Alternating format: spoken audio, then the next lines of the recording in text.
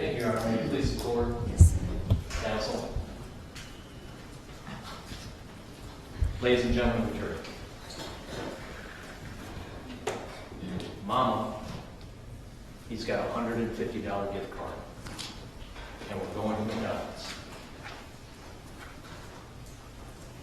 Those were the last words of 8-year-old Charity Perry, her mother. Innocent, trusting. She followed after that man. She walked to the front of the store.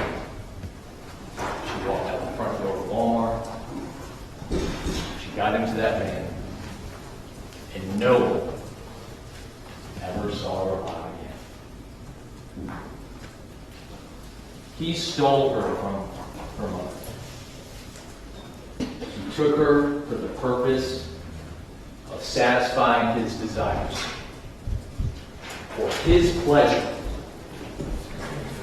He took her where no one would see, no one would hear, and then he viciously raped her, sodomized her. He destroyed her sexual anatomy.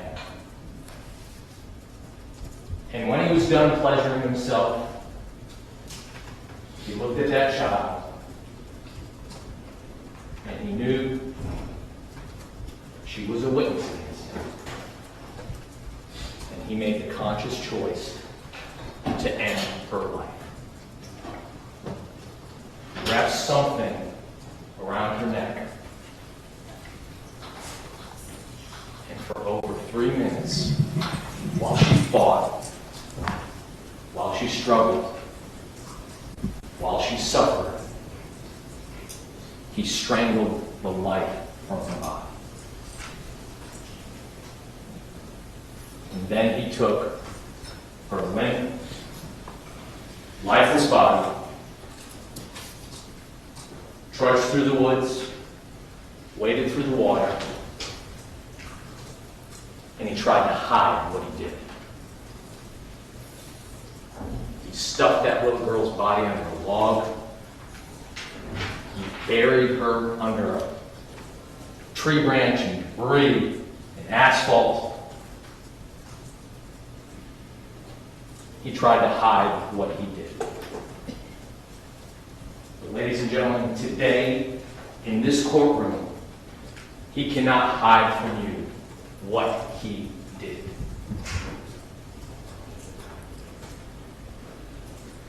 On behalf of the state of Florida, Ms. Nelson, Ms. Wheeler-Sanchez, we thank you for your time and your sacrifice and your attention over the last 3 weeks. It has been a long process, but it's an important one. And we talked about how important it was in jury selection. Remember back on how we discussed the presumption of innocence when it applied to the guilt phase, and how this defendant must be presumed innocent until we, the state of Florida, met our burden, until we did our job. And we proved to you that he was guilty of the crimes he was charged with. And much like that burden, we share a similar burden here today when it comes to the penalty phase. We discussed at length during jury selection that we needed you to come into this process with an open mind, that you could consider aggravation and weigh it and evaluate it and force us to prove that to you beyond a reasonable doubt. And consider mitigation and go through that weighing process. Much like he was presumed innocent, it didn't mean he was innocent. And much like you have to come into this process with an open mind, it does not mean that life is an appropriate punishment in this case. And you will make that determination by going through the legal process that the judge will describe to you. And we will talk about that now.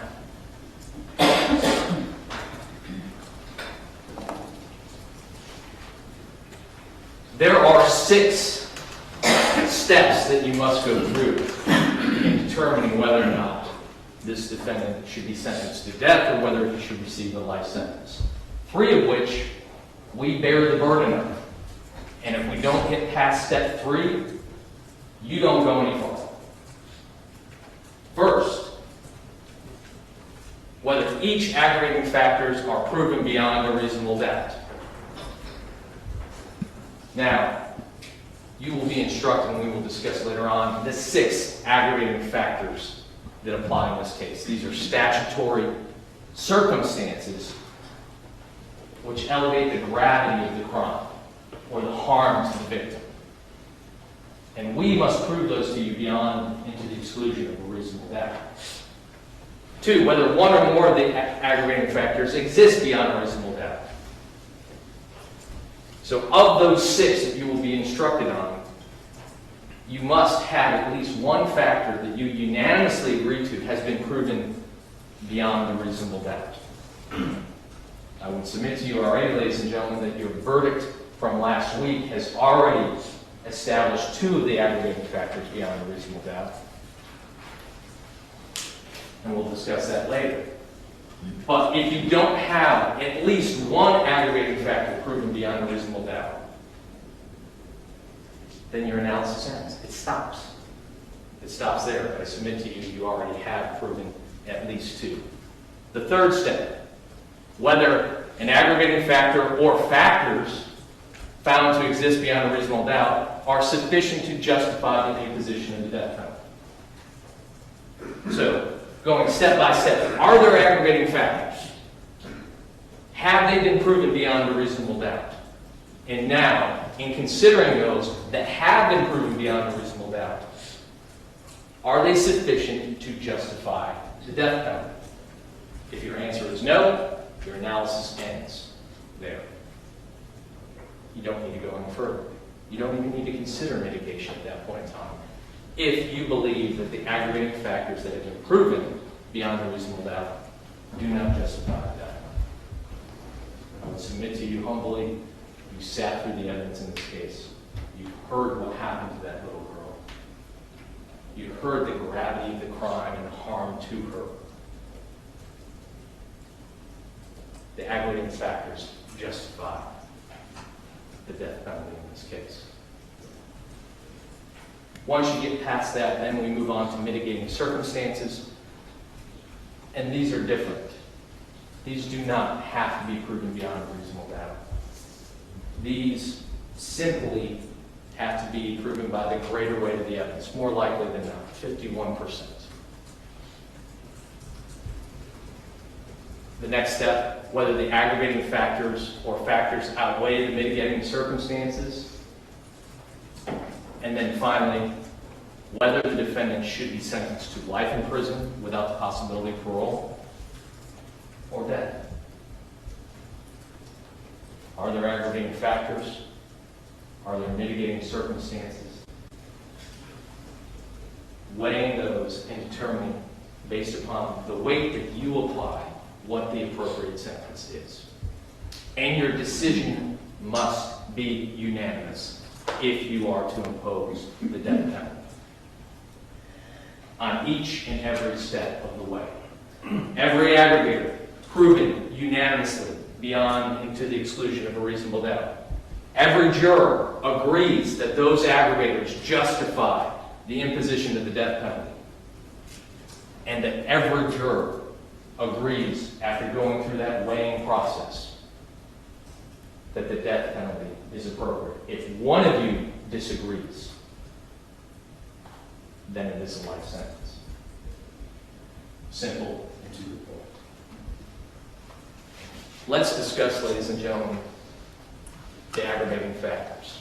We talked on how they must be proven unanimously beyond and to the exclusion of a reasonable doubt.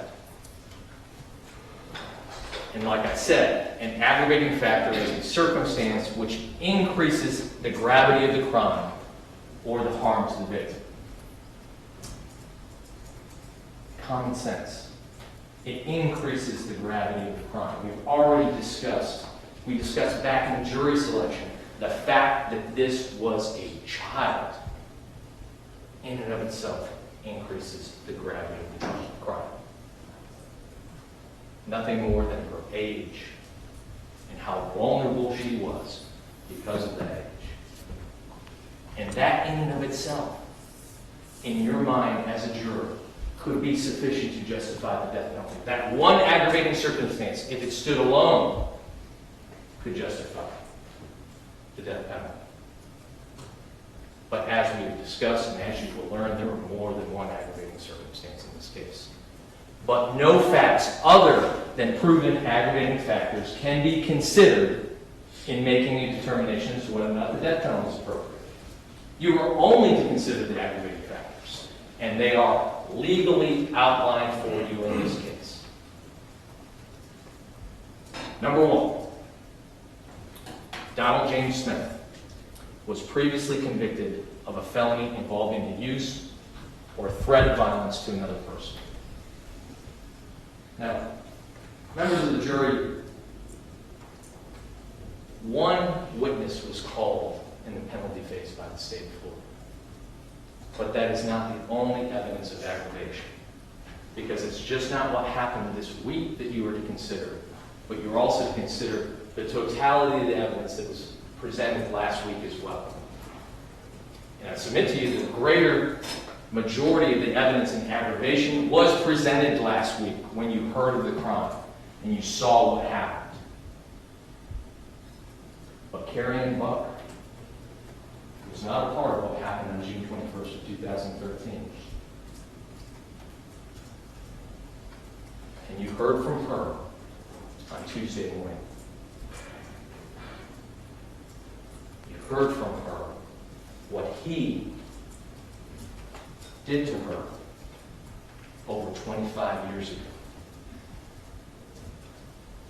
It was a Sunday morning.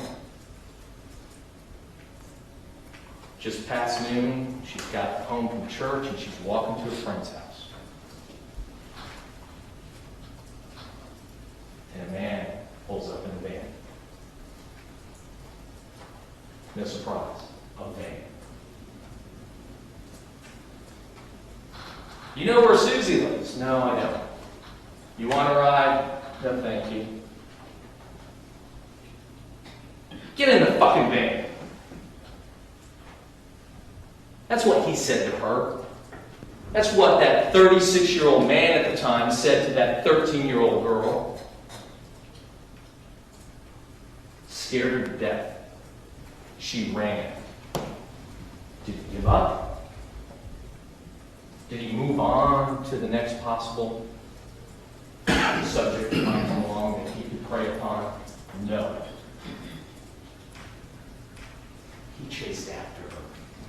He drove after her, and she ran for her life, and she banged on doors, and no one would answer.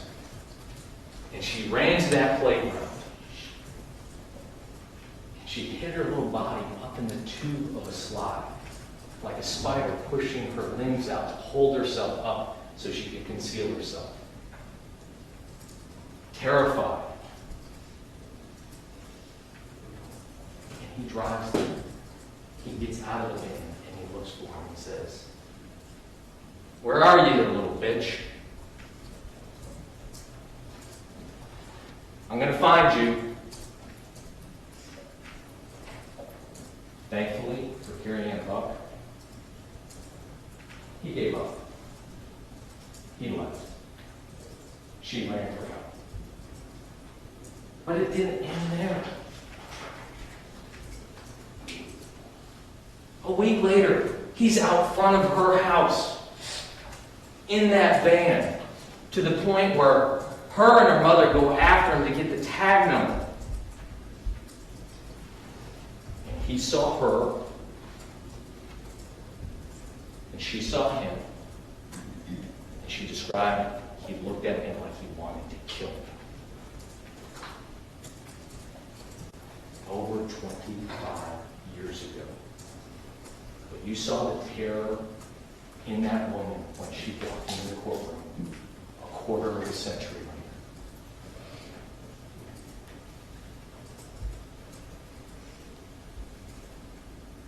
Dr. Sesta said it best. What was he going to do if he got her?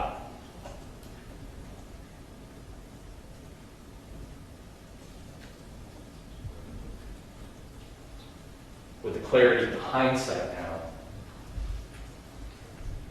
we know. But thankfully for Carrie Ann, he didn't get her.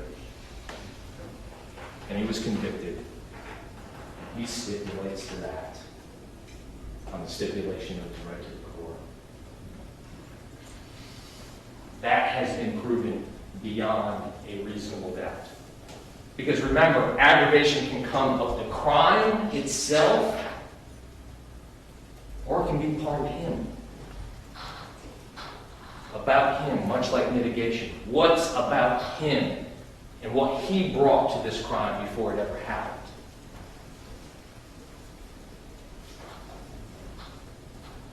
"25 years ago, he tried to kidnap a little girl. In June of 2013, he accomplished what he sought out to do. And because of that, that is an aggravating factor in this case. And it has been proven to you beyond a reasonable doubt. And when you think about the gravity of that, how much weight that you as a juror place to that, it's enormous. The first-degree murder was committed while Donald James Smith was engaged in the commission of a kidnapping or a sexual battery. This is one of those factors that we discussed. You already made this decision last week. You made this decision. This defendant kidnapped that little girl. He took her for his pleasure and he raped her.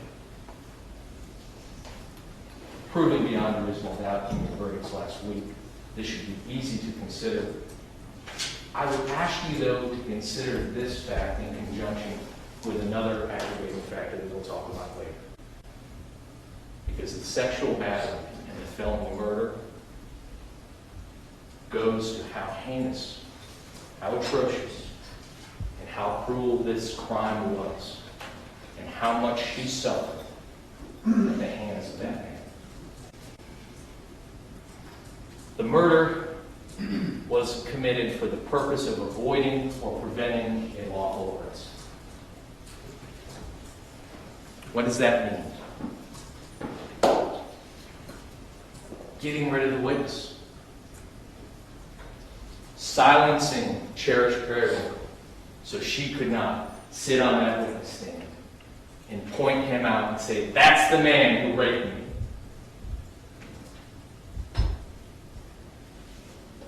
He killed her to silence her. And there's some factors that you need to know about when we talked about that, and some of that information came out through the defense's witnesses.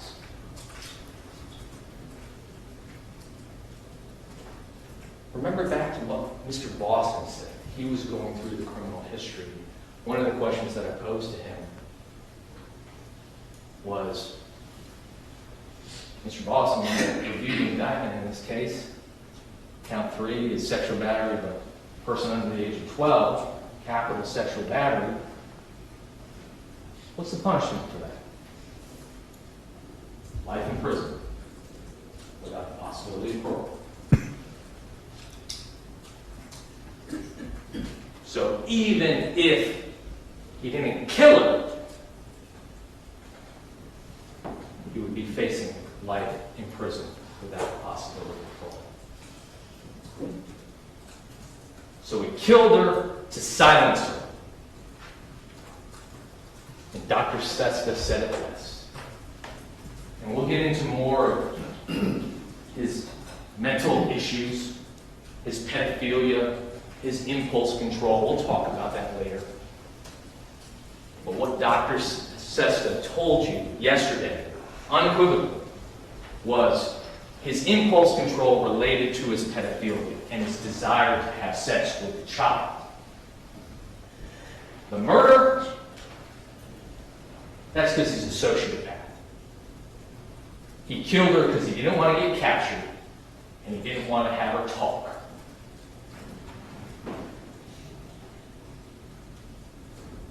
The impulse control was the rape.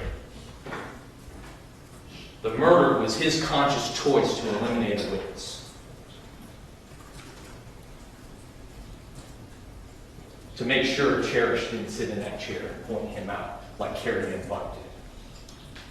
Dr. Colino talked a little bit about rats and their ability to learn, and how his ability to learn from a bad experience is diminished. He learned from 1992.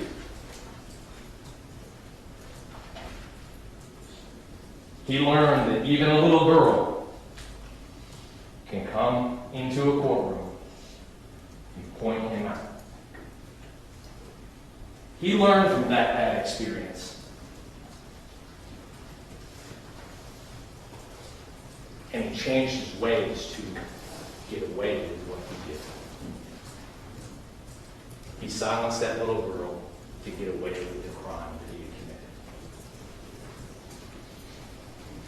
committed. Yet again, that in and of itself carries with it enormous weight and gravity for you to consider. Yet another aggravating circumstance that has been proven beyond to the exclusion of a reasonable doubt. I briefly talked about this.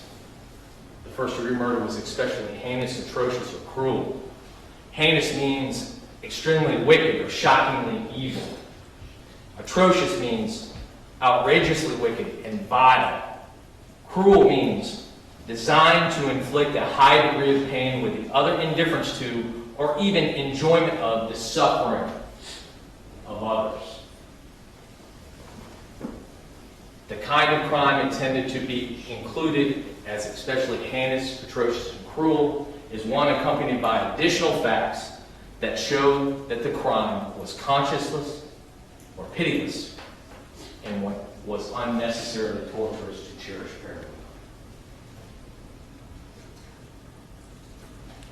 Let's talk about how she was killed. I want you to harken back to last week, and I want you to remember what Dr. Rao said. Remember what she told you. We went through the exercise and closing argument. 3 minutes at a minimum. He wrapped something around her neck, and he strangled her. And he choked every last breath out of her body, to the point where her eyes bled. Her blood vessels in her face burst. In her larynx, in her voice box, burst. Her brain swelled. And every last second of those 3 minutes until she succumbed to that, she fought.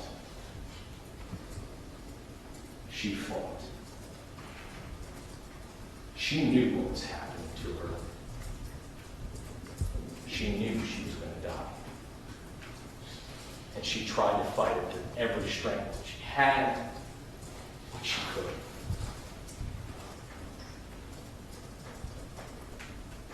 But it's just not how she died. The circumstances of the killing go beyond how he took her life.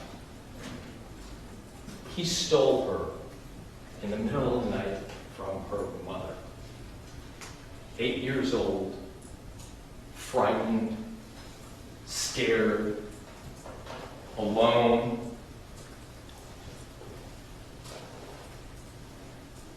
And he did things that she probably didn't even understand. And an 8-year-old can't understand.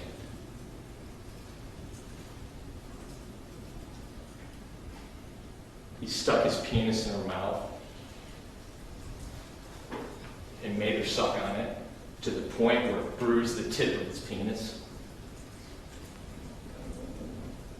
He sucked on her breast, leaving a hickey behind.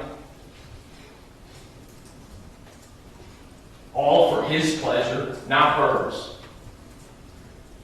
To her horror.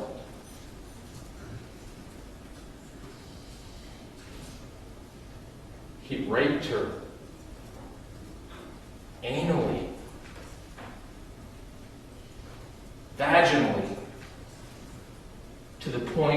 toward the flesh. In Dr. Rao's words, caused tremendous injury, suffering.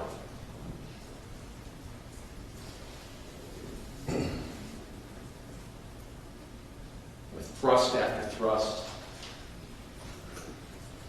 leaving his DNA behind inside her, gagging her, smothering her face to keep her quiet throughout the entire incident.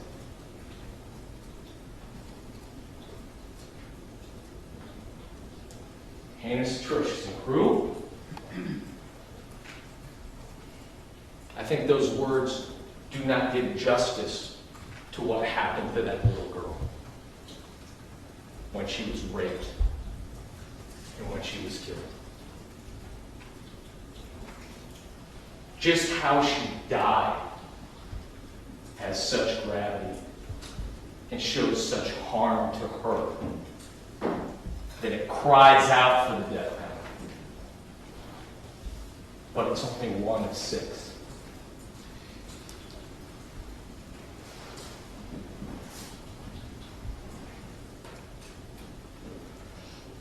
Cold, calculated, premeditated. The first-degree murder was committed in a cold, calculated, and premeditated manner, without any legal pretense or moral or legal justification. Cold means the murder was the product of calm and cool reflection. Calculated means having a careful plan or prearranged design to commit the murder. The next portion of this instruction, which defines this, is what you all found last week, the definition of premeditation. And if you remember back in the verdict form, there were 2 ways. In addition to the felony murder, which you found this defendant guilty of, you also found, beyond a reasonable doubt, and indicated in the verdicts, the killing was premeditated. That's what this describes. However, in order for this aggravating circumstance to apply, a heightened level of premeditation demonstrated by a substantial period of reflection is required.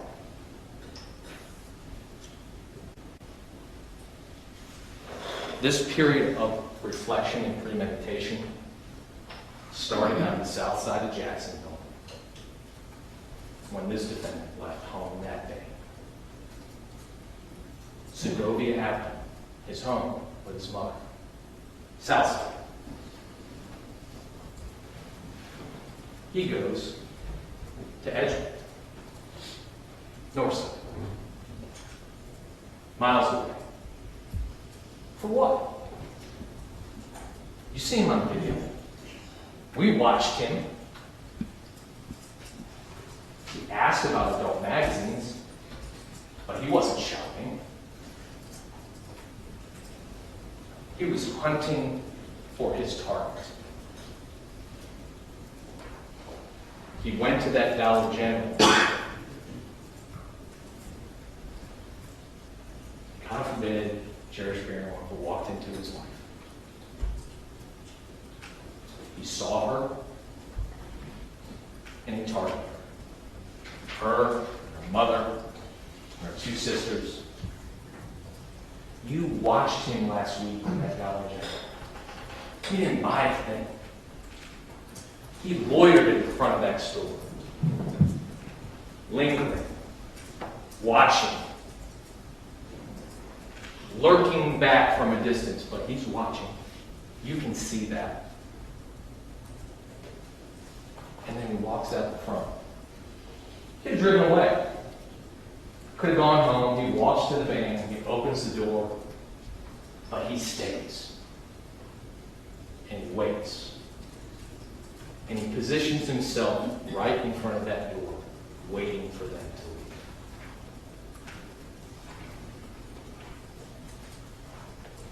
And when Rain Periwinkle and those girls walk out that door, he strikes. But this time, not like Carrie Ann Buck, not trying to grab him and her impulsively and throw her in the van and take her away. That's impulse control. Instead, he deceives. He plots. He lies. You look like you got your hands full there.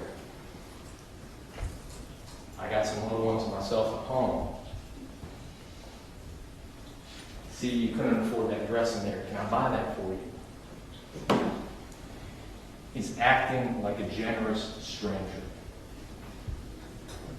My wife, she's on the way. And she's got a $150 gift card in Walmart. And you can have it. You need it more than me. You can have that to buy stuff for your kids. Lie after lie after lie. There is no wife. You heard yesterday she wasn't even in the state of Florida, his ex-wife at the time. There was no gift card. Instead of grabbing them and throwing them in the van, he used that gift card. He used the appearance of being generous and charitable, and he took advantage of their need. And he gained their trust. He waited 20 minutes out front of that store before they even got into the van. All the time, thinking, reflecting, calculating. How am I going to do this? How am I going to do this?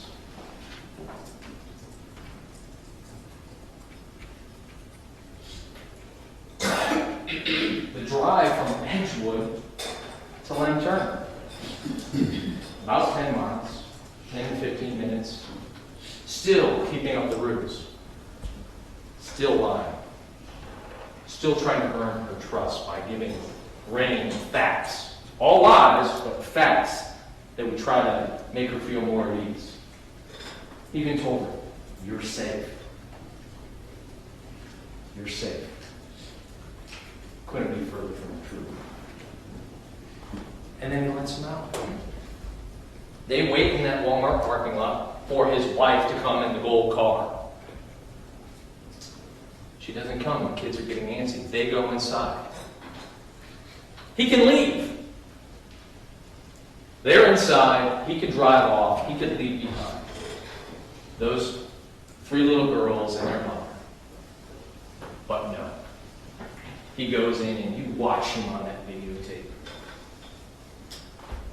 He walks in there with a purpose, looking up, down every aisle until he sees them.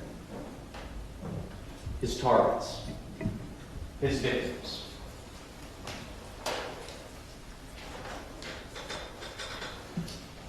He shops with them for over an hour and a half, standing by, watching. He takes Cherish to the dressing room on more than one occasion. Impulsivity? Molest her there, grab her in the room, do something, grab her. Not impulsive, reflective, calculated. He waits. But he shows in his mind, through his actions, what's truly behind his eyes when he puts that robe in that shopping cart.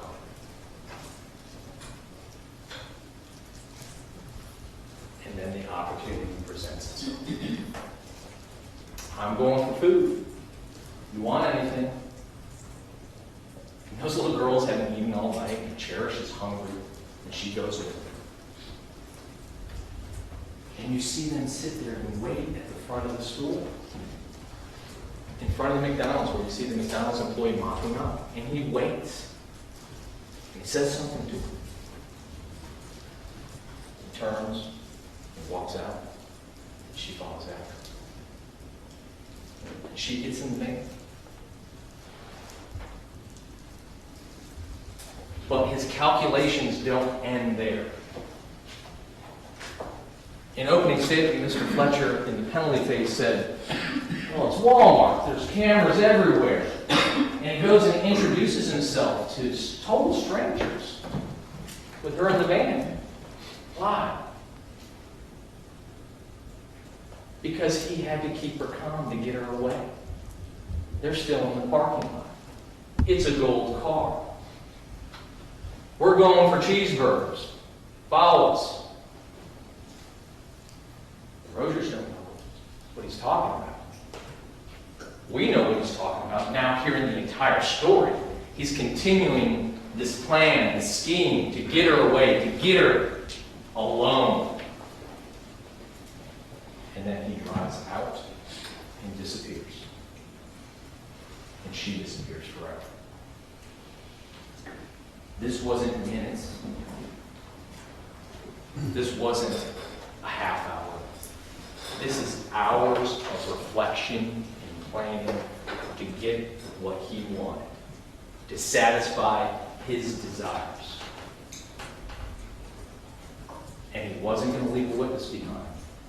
And so he choked her out for 3 minutes. Cold, calculated, premeditated. Heightened premeditation, which adds gravity to the crime. And the obvious. She's under the age of 12. 8-year-old cherished girl, 67 pounds. Dwarfed in comparison to him. The fact that she was 8, in and of itself, could justify the death penalty. If you do unanimously find the existence of at least one aggravating factor, or that the aggravating factor or factors are sufficient to impose a sentence of death, not or, and, then you begin the mitigation process. So I want you to think about this. The way the law describes it, to even get to the point where you can address the mitigation, you need to find at least one aggravating factor proven beyond a reasonable doubt. And if only one is proven, and it justifies the death penalty, then you move on. We have 6 aggravating factors, all with such gravity and such weight that, again, it screams out for the death penalty. But you don't stop there, because you have to consider the mitigation. You have to go through the process and consider what mitigation is. Mitigating circumstance.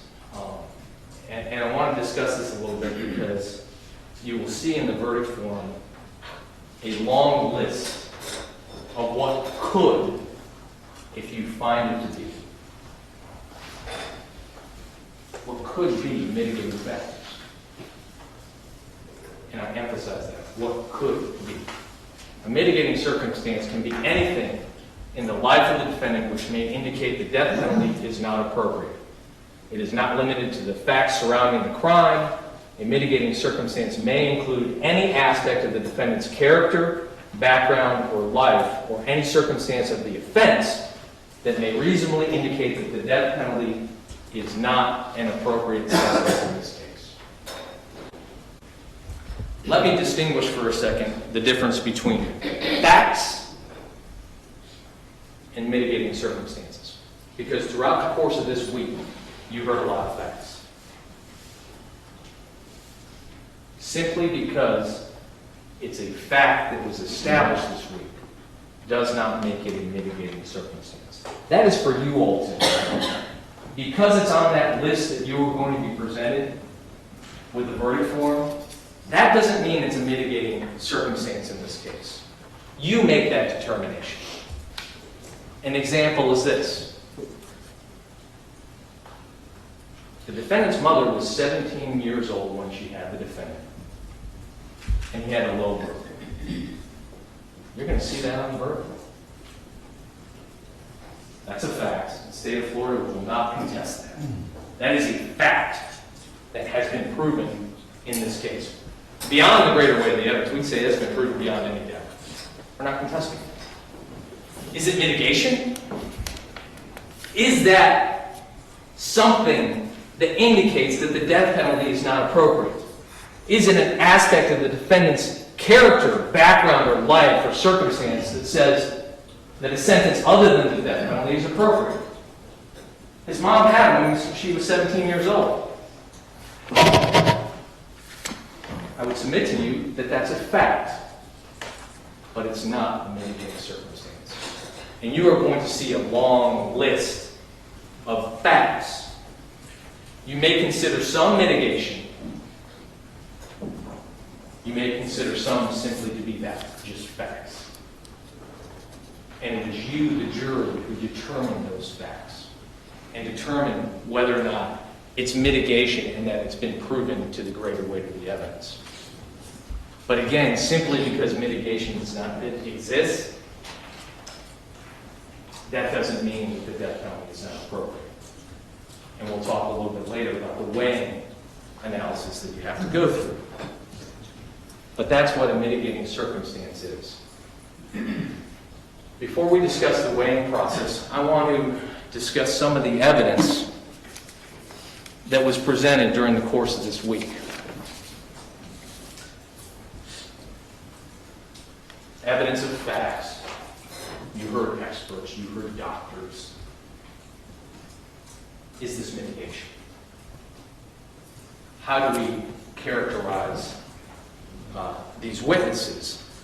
And I'd like to read you again, and this is a specific instruction as to how you weigh the evidence and evaluate a witness's testimony, because I think it's very important to revisit.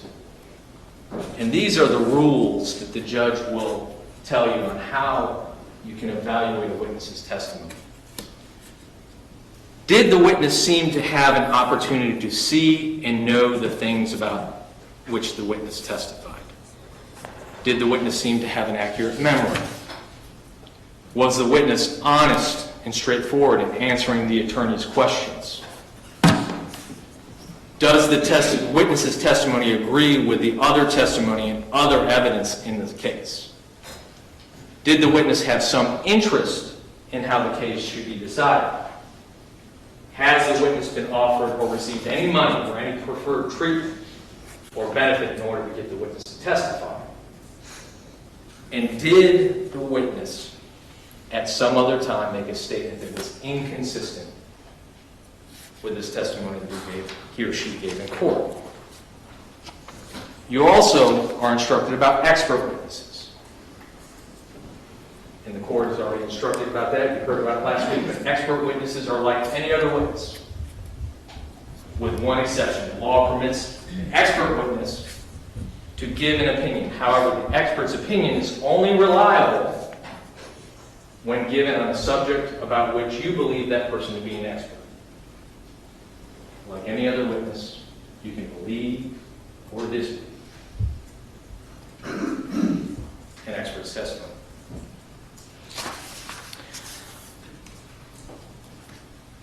I put the witnesses that we heard from this week in the defense into two categories.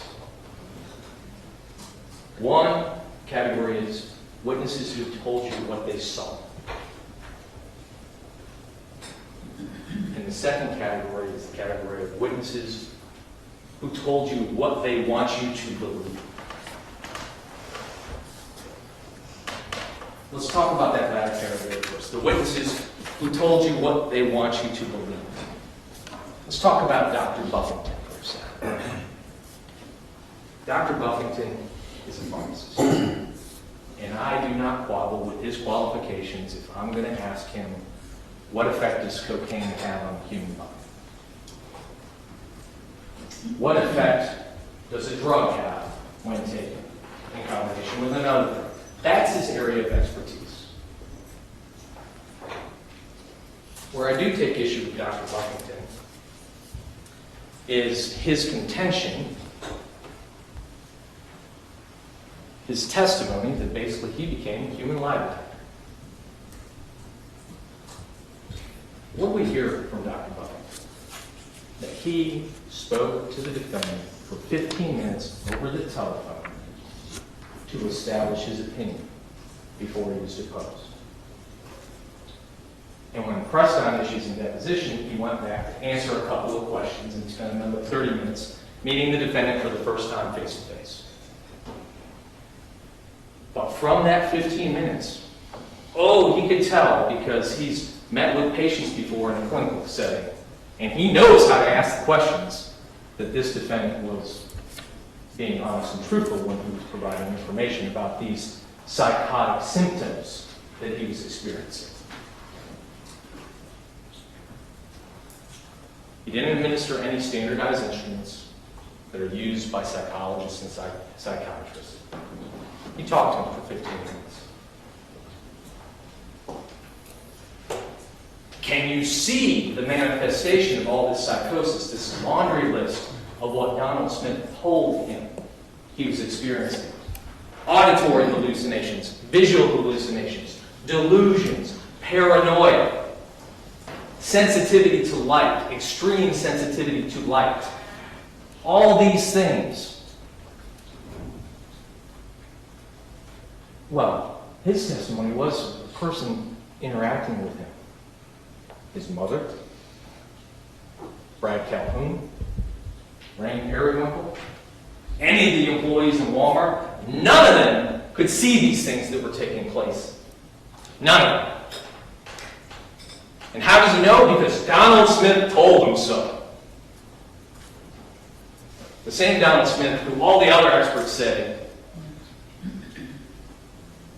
is a sociopath, who lies, who cheats, who deceives, and who failed miserably the instrument provided by Dr. Sesta, which showed he was faking psychiatric symptoms that invalidated any of the information when it came to those type of issues, psychotic symptoms.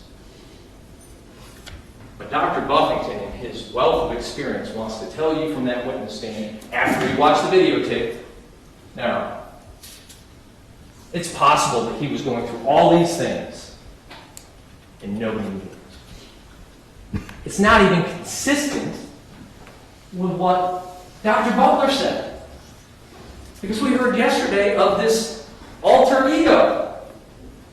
Crack Wheezy, I think is what they referred to him as. On how people knew when he was on drugs because they could see the difference in his personality and how he acted. But somehow, some way, through 15 minutes of conversation, Dr. Buffington wanted you to believe, because Donald Smith told you that he was going through all these psychotic symptoms. Despite the fact that we watch him for hours and he appears normal. You want irrefutable proof that he wasn't going through those psychiatric symptoms? Sensitivity to light. Go back and watch the videotape. What's on his head the entire time he's standing out front of Dollar General? His sunglasses.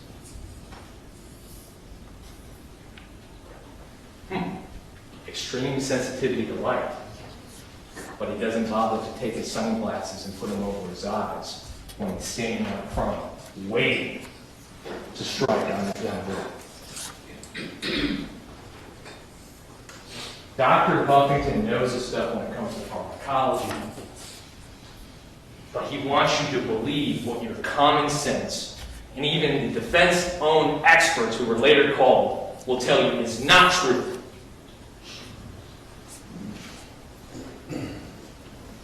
He's telling you what he wants you to believe. Dr. Colino. Dr. Colino, I guess, changes his testimony depending on whether or not he's got the flu. Which I caution you because one of the first things he said when he got on the witness stand was, "I'm sorry, I'm a little under the weather, I'm getting over the flu."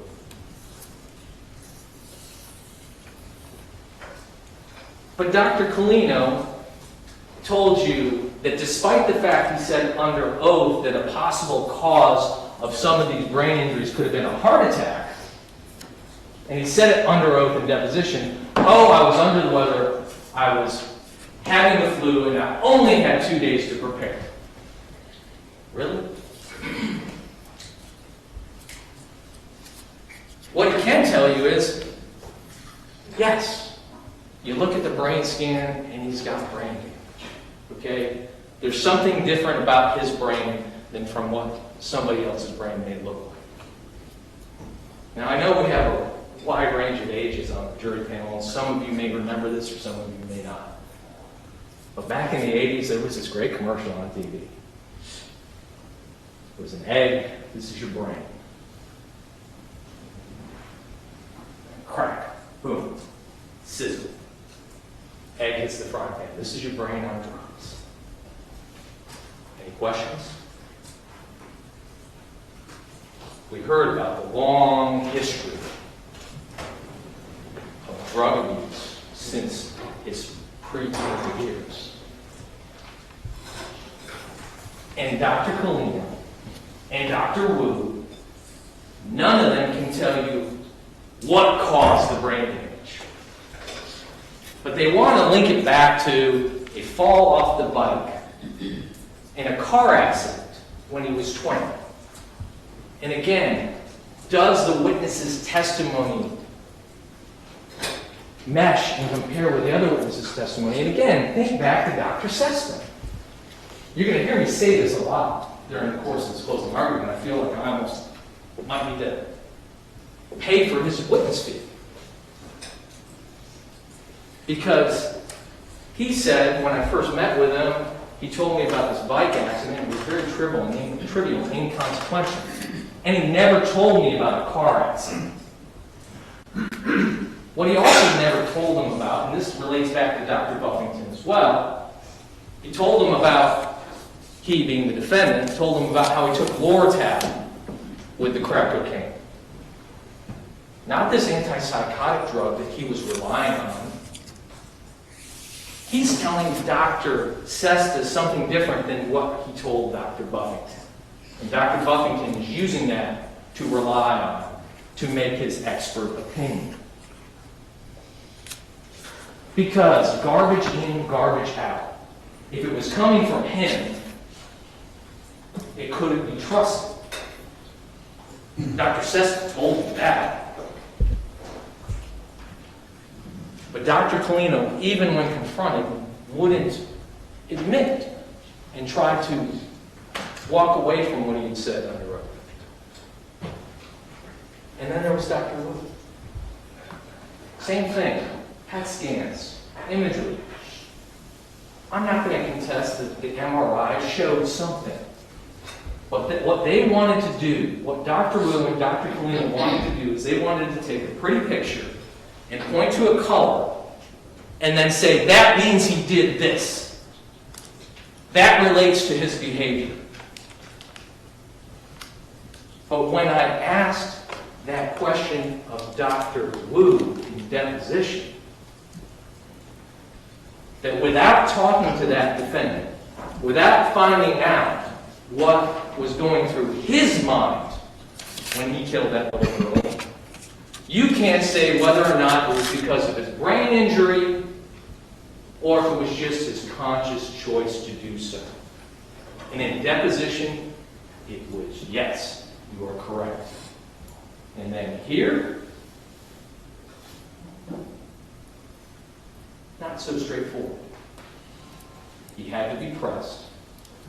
And I believe at one point in time, because I asked the court reporter to read it back, he even denied what he testified to only minutes beforehand.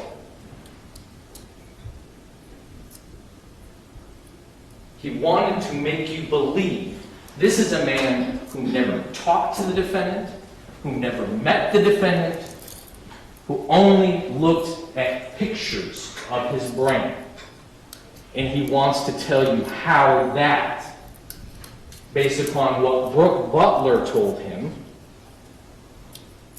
and the defense attorneys told him, how that affected him at the time this crime was committed.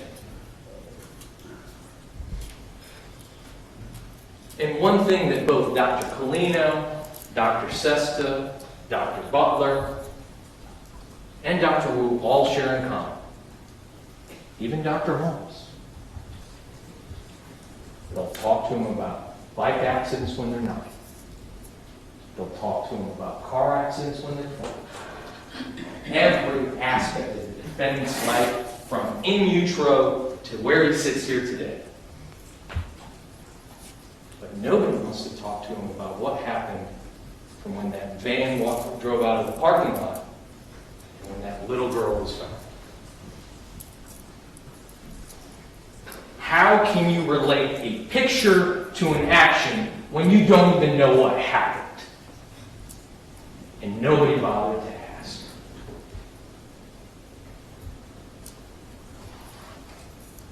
Dr. Buffington wanted to say, oh, well, he didn't have a good memory, and it was a snapshot memory, this, that, and the other. We must have got one heck of a snapshot, because 2 years later, he had no problem describing that little girl's anatomy to a fellow prisoner.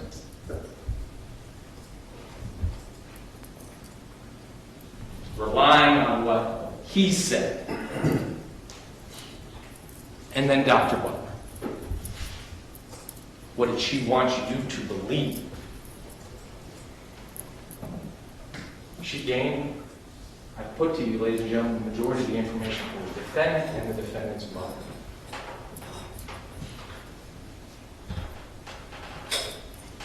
She relied on what he said. She relied on what she said.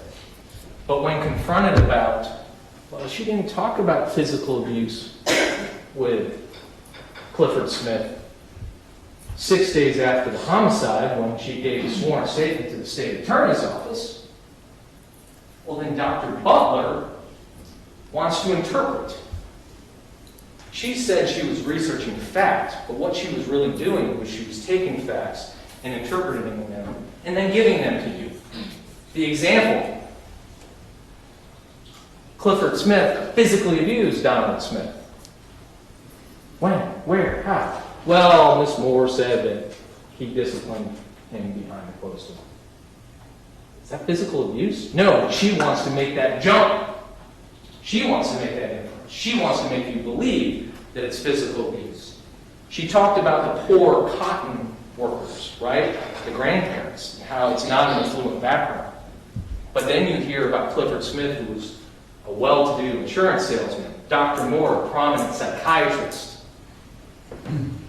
This defendant didn't live impoverished growing up.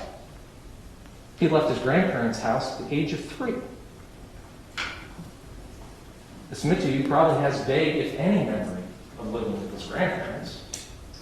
Instead, living a life where he didn't have any issues when it came to money. We know that because when Mr. Smith died, he gave him $100,000 or so to use on cocaine, apparently, is what he chose to do. Dr. Butler described that, well, he was as good of a dad as he could be. You remember her saying that? He was as good of a dad as he could be? Well, we heard from Donnie Jr. Donnie Jr. said he had a relationship with his father until his dad got arrested in this case.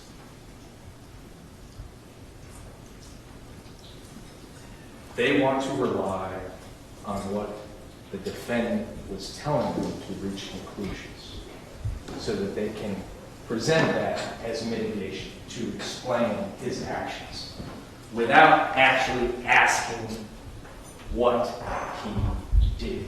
Why did you do it? Impulse control. Oh, there you go. Low impulse control. That's what happened in this case. That explains it all. I submit to you, ladies and gentlemen. Now the witnesses that you heard from this week that actually testified to what they saw. The first of which is Donnie Jr. You know, one of the instructions, and we talked about this a little bit last week, is your verdict should not be based upon sympathy, because you feel sorry for anyone. It's hard not to feel sorry for Donnie Jr. This is a young man who had no relationship, who had no father, and he talked to you about that a little bit yesterday, and some of the troubles that he went through. And I'm happy for him that he's tried to rekindle with some relationship with forgiving his dad, and they talk now. And I understand that, this decision that you're making, recommendations to the death penalty, ultimately could mean that Donnie Jr. will lose his father. It's not pleasant to think about, but your decision should not be based upon sympathy. The same way your decision should not be based that you should impose the death penalty because of how you feel for Rain Periwinkle and the sorrow that you feel for her. This needs to be a legal decision. And I submit to you, ladies and gentlemen, that when you consider the testimony of Don Jr., there was nothing mitigating about it.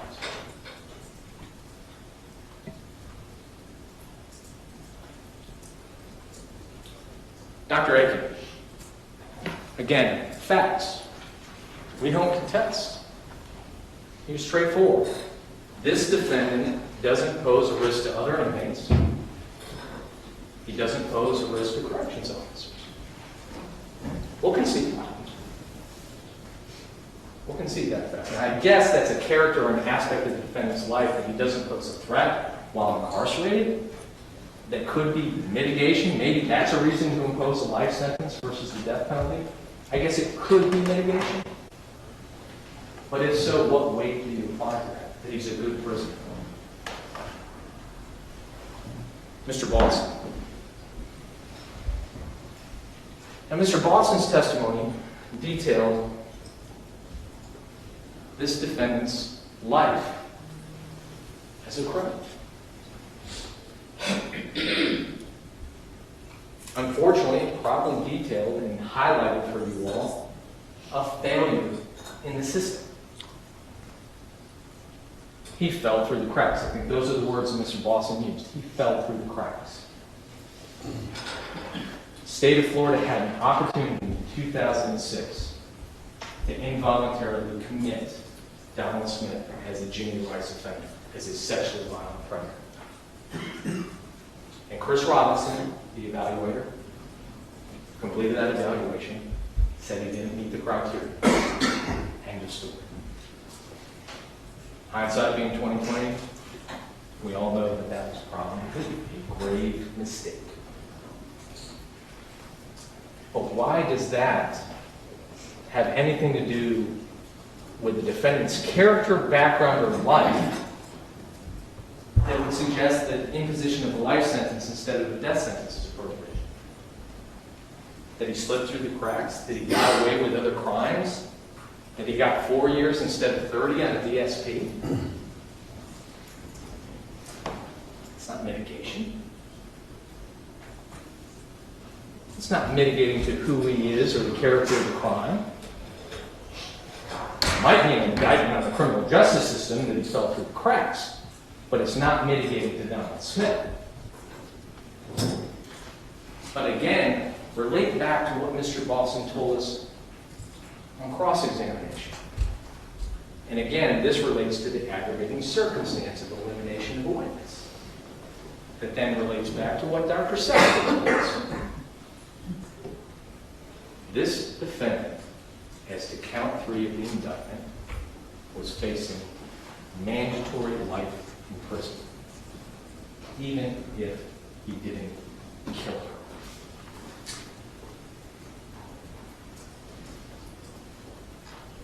So that's why he had to get rid of her, to avoid capture, as Dr. Sexton said. Dr. Holmes, I think she details pretty extensively his treatment, his commitments, his criminal history. And I think in her words, not ours, there was nothing mitigating about what he did or who he is. Nothing. And she describes him as one of the most violent sex offenders she's ever met.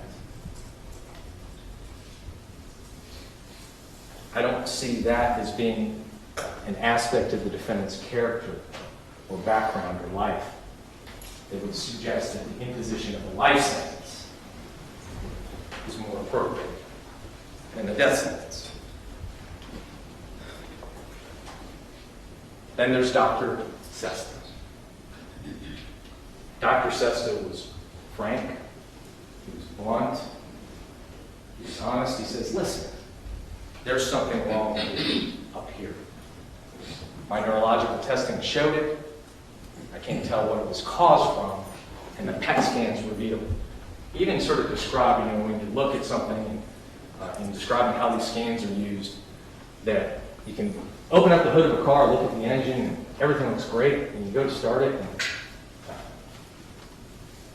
I'll sort of argue with you, ladies and gentlemen, that you also can open up the hood of the car, and it's this rusty, beat up, dusty, dirty engine. But it kicks over and purrs like a kitten in an instant. Again, we are not contesting the fact that somehow, some way, at some point in time during his life, he may have sustained brain damage or some sort of injury to his brain. How, to what extent, how it affected his impulse control. Nobody asked him about it when it came to this offense. But what else did Dr. Sesta tell us? We heard with Dr. Colino and Dr. Wu, CTE, right? The first person who spent the most time, who talked with him the most, sat up there and said, this is CTE. I don't see the repeated trauma to the brain required for CTE. I see a bike accident, and that's it, because he wasn't even told about the car accident. He ruled out CTE, despite what Dr. Wu and Dr. Colino had said. And what does he say about his impulse control? And this is vitally important. His impulse control related to his deviant sexual desires and his cocaine addiction. He described it as he couldn't hit brakes. He couldn't press the brakes on those impulses that were coming from the other side of the brain. His desires, his pedophilia, his desire to be with prepubescent children. So that's why he wanted to have sex with church parents. Ladies and gentlemen of the jury, you are not here this week to sentence Donald Smith for the kidnapping or the rape of church parents. The death penalty is not an option for those two crimes. You are here to sentence him on the murder of Cherish Carroll. And the defense's own expert told you from that witness stand that her murder was not the result of impulse control. It was a result of his sociopathic behavior. He wanted to avoid capture. He didn't want to get caught, so he killed her. That's not impulse control. That's calculation. That's forethought. That's premeditation. Like I said earlier, impulse control, you grab her and throw her in the van. Impulse control, while you're standing out front of the dressing room, you're standing and grope her. It's not standing by, waiting, calm, calculating, opportunity to strike. That's not impulse control. That's premeditation. That's first-degree murder. Let's talk a little bit about the weighing of the mitigating circumstances. Your decision regarding the appropriate sentence should be based upon aggravating factors or factors and the established mitigating circumstances that have been presented to you during these proceedings. Okay, so you're to look at the aggravators and the mitigating circumstances as you see them. You must weigh all of the following. Whether the aggravating factor or factors have been found to exist are sufficient to justify the death penalty, B, whether the aggravating factor or factors outweigh any mitigating circumstances or circumstances found to exist. And based upon all the considerations pursuant to these instructions, whether or not the defendant should be sentenced to life in prison without the possibility of parole or the death penalty. The process of weighing aggravating factors and mitigating circumstances, it's not mechanical. And what that means, ladies and gentlemen, is this. It is not a counting principle.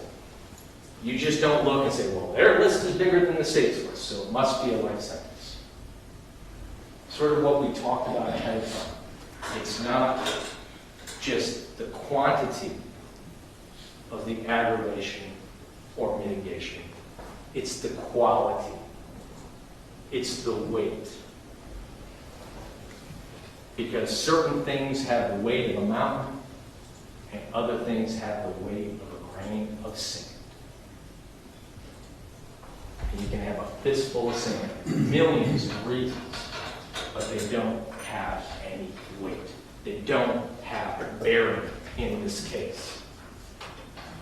Because when you look at the gravity and the severity and the sheer number, because it does matter that there are 6 weighty aggravators in this case,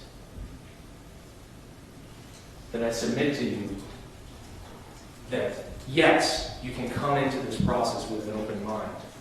But much like the defendant's presumption of innocence was stripped in the guilt phase of the trial, the weight of the aggravation that has been presented and proven to you beyond and to the exclusion of a reasonable doubt tells you in your heart, in your soul, in your mind, what the right sentence is. Because you go through that weighing process, and it's to you, each individual juror. And let's talk about that for a second, because we did discuss this a little bit in jury selection. This is not a straw vote. They call it deliberations for a reason. If it was simply a straw vote, we give you an anonymous ballot, vote, you collect it, we count them up and see whether or not the death penalty is appropriate, and everybody agrees. But there's to be discussion. That's what deliberations entails. Some of you may have questions about an aggravator. Some of you may have questions about a mitigator. And you all can discuss that amongst yourselves. But each of you must reach a conclusion, an individual conclusion, and place weight on the aggravation and the mitigation as it's been presented. But as a jury of the whole, you must unanimously recommend the death penalty. Each and every one of you must find the aggravators that exist beyond and to the exclusion of a reasonable doubt. You must find that they are sufficient to justify the imposition of the death penalty, and then you must go through that weighing analysis and find that the aggravation outweighs any and all mitigation that was presented, and that the death penalty is the appropriate sentence. That is the process you go through with that. And you will see the verdict forms, and you will have to check unanimously each and every one of the aggravators that you as a jury, as a whole, find have been proven beyond a reasonable doubt. And then you will hearken to your verdict and say, yes, the aggravation is sufficient to support the imposition of the death penalty. Because if you do not, then you don't even need to consider the mitigation. You don't even need to go to that next step.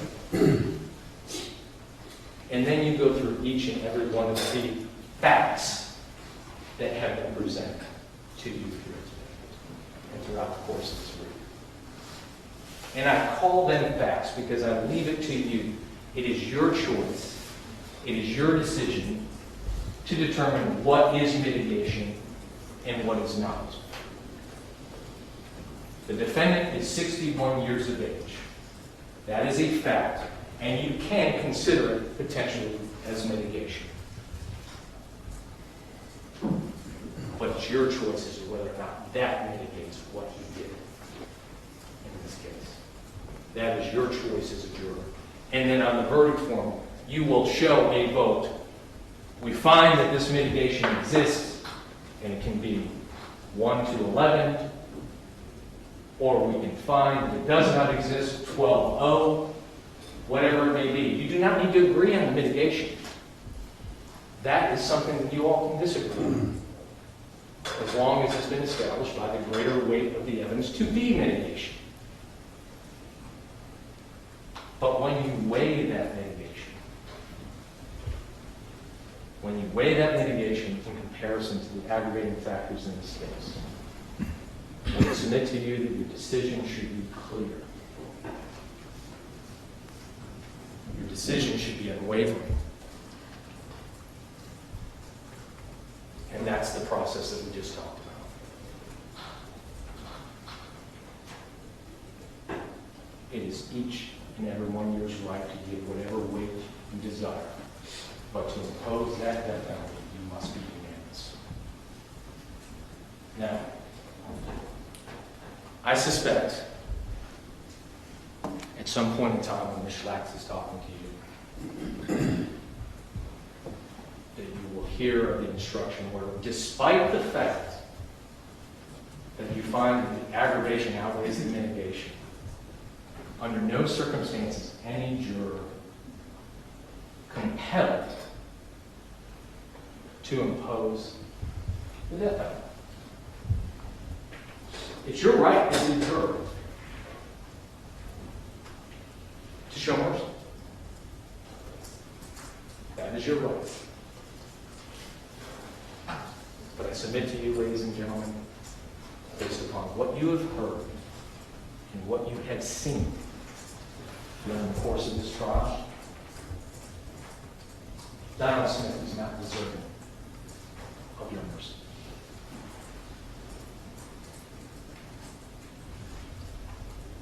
This was the first picture in this trial that you saw of Cherish Paramount.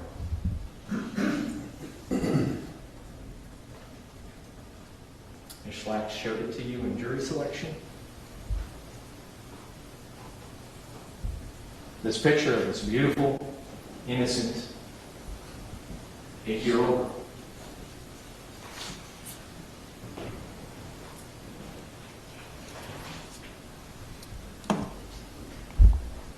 These were the last pictures taken of Cherish Paramount. Her body stuffed under a log by this defendant.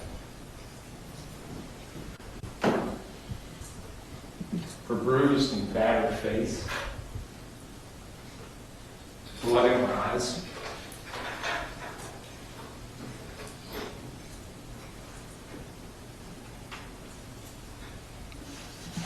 injuries to her mouth, her nose, her face, her neck, with the ligature marks from where he took every last breath from her body.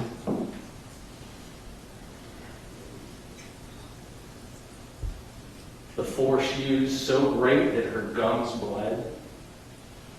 Her skin on her face and nostrils tore when he was gagging her.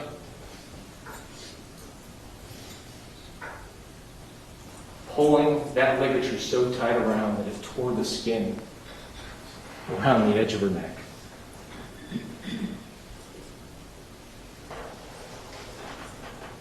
That is what he did.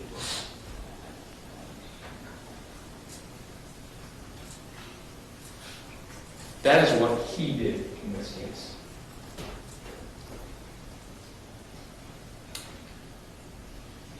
Ladies and gentlemen of the jury,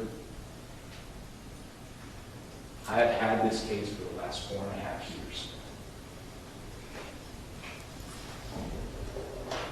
And after closing arguments, this case will be in your hands. And I trust that you will do what is lawful, what is appropriate, what is just in this case. The death penalty is appropriate. The death penalty is just. And the death penalty is what he deserves for what he did to that little girl. It's what he deserves.